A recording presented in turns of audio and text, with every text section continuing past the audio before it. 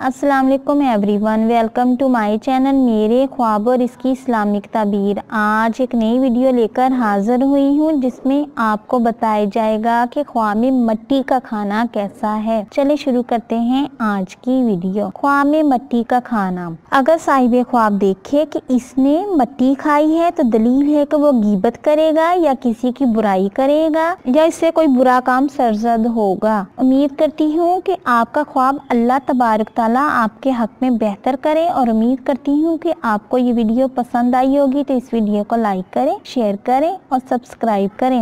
और अगर कुछ सवाल करना हो इस वीडियो के मतलब या किसी भी ख्वाब की कोई ताबीर मालूम करना चाहते हैं तो नीचे कमेंट्स में कर सकते हैं। Thanks for watching and supporting video. Allah Hafiz.